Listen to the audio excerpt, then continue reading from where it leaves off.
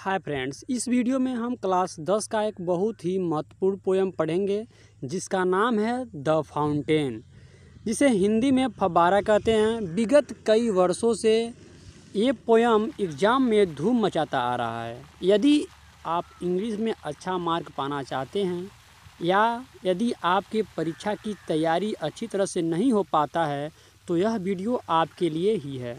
हमसे जुड़ने के लिए चैनल को सब्सक्राइब करना न भूलें। यह पोयम द फाउंटेन कक्षा 10 का पहला पोयम है, जिसके रचयिता सर जेम्स रिज्जो लॉयल हैं। इनका जन्म 1819 में हुआ था तथा 1891 में इनका स्वर्गवास हो गया। इस पोयम कवि जी एक फव्वारे अर्थात फाउंटेन के गुणों का वर्णन किए हैं तथा साथ ही साथ इस पोयम में ढेर सारी मोटिवेशनल है, जिसके कारण यह पोयम बहुत ही इम्पॉर्टेंट मानी जाती है। सही माने तो यदि हम फव्वारे के गुणों को अपने जीवन में उतार के देखें तो हमें सफलता पाने के लिए कोई रोक नहीं सकता, अर्थात हमें अपने लक्ष्य तक पहुंचने में कोई हमें रोक नहीं सकता। आइए फ्रेंड्स, फाउंटेन अर्थात फव्वारे के गुणों को इस पोयम के माध्यम से बेहतरीन तरीके से समझते हैं तथा एग्ज़ाम्स का अच्छी तैयारी करते हैं।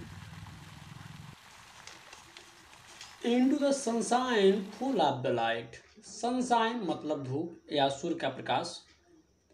Into the sunshine full of the light, सूर्य के प्रकाश में अर्थात धूप में full of the light प्रकाश से भरा हुआ है, अर्थात सूर्य की रोशनी पाकर फव्वारा और अधिक प्रकाशित हो रहा है। लीपिंग एंड फ्लॉसिंग, उछलते और चमकते हुए अर्थात सूर्य के प्रकाश में प्रकाशित फव्वारा उछल रहा है और चमक भी रहा है। फ्रॉम मॉर्न टिल नाइट, मार जिससे मॉर्निंग बना हुआ है अर्थात सुबह, फ्रॉम मॉर्न टिल नाइट अर्थात सुबह से लेकर शाम तक वह अपना कार्य अर्थात गति जारी रखता है। अर्थात सूर्य के प्रकाश में प्रकाशित वह फव्वारा उछलते और चमकते हुए सुबह से लेकर शाम तक गति अपना जारी रखता है। इनटू द मूनलाइट, मूनलाइट मतलब चांद का प्रकाश या चांदनी रात। Into the moonlight whiter than snow, कवि जी फव्वारे का वर्णन करते हुए कहते हैं कि फव्वारा चांद का प्रकाश पाकर व्हाइटर देन स्नो बर्फ से भी अधिक सफ़ेद रंग में सुशोभित हो रहा है, जबकि उसे आधी रात में चांद के प्रकाश में आराम करना चाहिए, उस समय भी वह चांद का प्रकाश पाकर बर्फ से भी अधिक सफ़ेद रंगों में सुशोभित हो रहा है। वेयरिंग सो फ्लावर लाइक, वह हिल भी रहा है। व्हेन विंड्स ब्लो, जब हवाएं चल रही हैं, जब हवाएं बह रही हैं तो वह फूलों की तरह हिल रहा है। अर्थात कवि जी कहते हैं कि जो फव्वारा है वह चांद के प्रकाश पाकर बर्फ से भी अधिक सफ़ेद रंग में सुशोभित हो रहा है, चमक रहा है और फूलों की भांति हिल रहा है जब हवाएं चल रही हैं। स्टार लाइट, स्टार लाइट का मतलब होता है तारों का प्रकाश। रसिंग मने शीघ्रता से या तेज़ी से चलना, स्प्रे मने फुहार, मिड राइट मने आधी रात।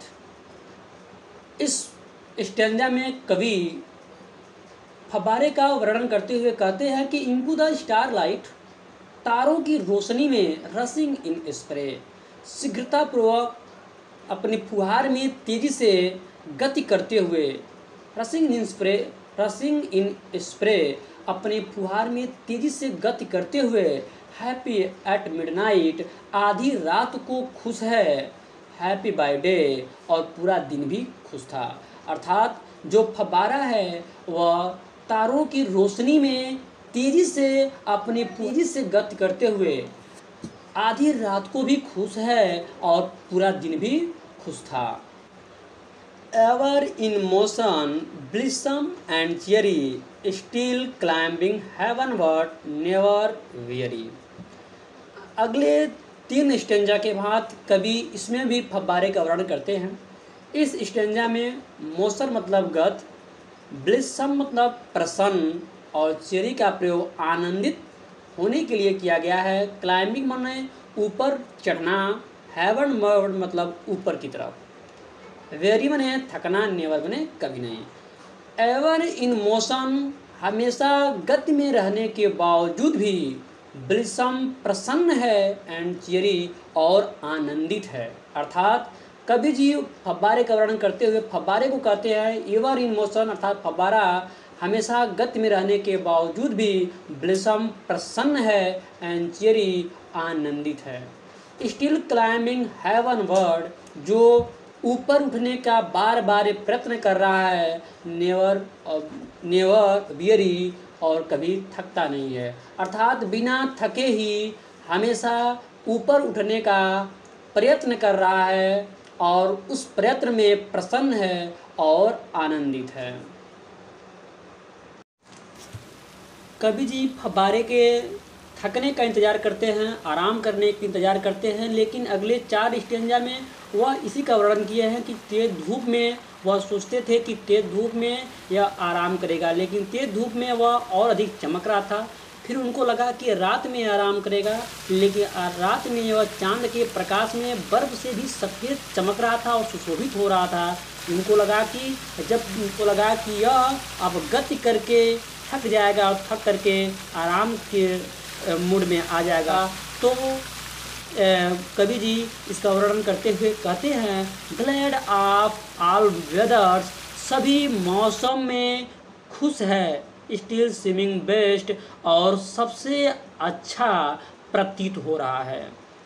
अपवर्ड और डाउनवर्ड, ऊपर की तरफ अथवा नीचे की तरफ, मोशन डायरेस्ट, फव्वारे को सांकेतिक करते हुए कहते हैं मोशन डायरेस्ट, गति ही तुम्हारा आराम है। कभी ऊपर की तरफ तो कभी नीचे की तरफ, गति तुम्हारा आराम है, यह फव्वारे की तरफ संकेत करते हुए कहते हैं।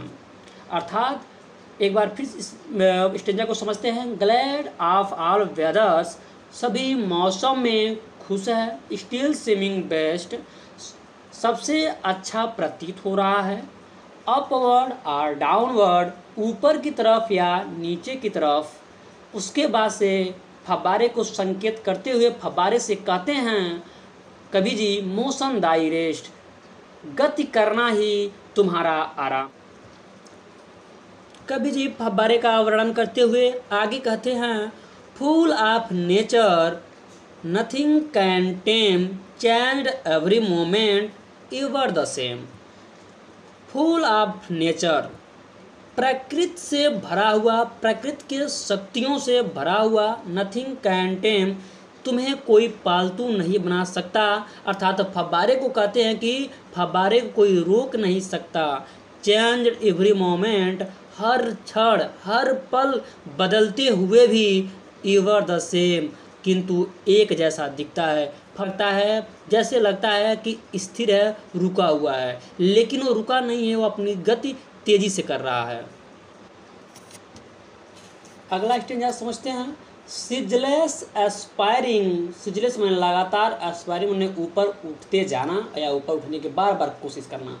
सिजलेस एस्पायरिंग, लगातार ऊपर उठते जाने, सिजलेस कंटेंट, और लगातार अपने गति से खुश होना, प्रसन्न होना, यह फव्वारे के फितरत में है। डार्कनेस और सनशाइन, अंधेरा या धूप, प्रकाश, रोशनी, द एलिमेंट, तुम्हारे तत्व हैं। अर्थात अंधेरा और प्रकाश ही तुम्हारे तत्व हैं। चाहे अंधेरा हो या प्रकाश हो, तुम अपना कार्य अर्थात गति छोड़ रहे हो तो अपने गति में एकदम विलीन हो। फव्वारे, कभी एकदम से फव्वारे से बहुत अधिक प्रभावित हो जाते हैं और उस पर इतना खुश रहते हैं कि कहते हैं अगले स्टेंजा में ग्लोरियस फाउंटेन, वो शानदार फव्वारा, लेट माई हार्ट बी, मेरे दिल को भी ले जाओ। क्या करने के लिए? फ्रेश, इसको तरोताज़ा कर दो। चेंजफुल, इसको बदल दो। कंटेंट, इसको स्थिर कर दो। अपवर्ड लाइक दी, ताकि मैं भी ऊपर उठने का प्रयत्न कर सकूं, आगे बढ़ने का प्रयत्न कर सकूं, लाइक दी, तुम्हारे जैसा। अर्थात इस फव्वारे नामक पाठ से हमें ये सीख मिलती है कि हमें बिना थके ही अपने लक्ष्य की प्राप्ति के लिए लगातार कोशिश करना चाहिए, कठिन परिश्रम करना चाहिए ताकि अपन लक्ष्य को प्राप्त कर सकें। इस तरह से द फाउंटेन पोयम समाप्त होता है। अगर आपको पोयम पसंद आए तो वीडियो को लाइक करें, कमेंट करें तथा चैनल को सब्सक्राइब करना न भूलें। धन्यवाद।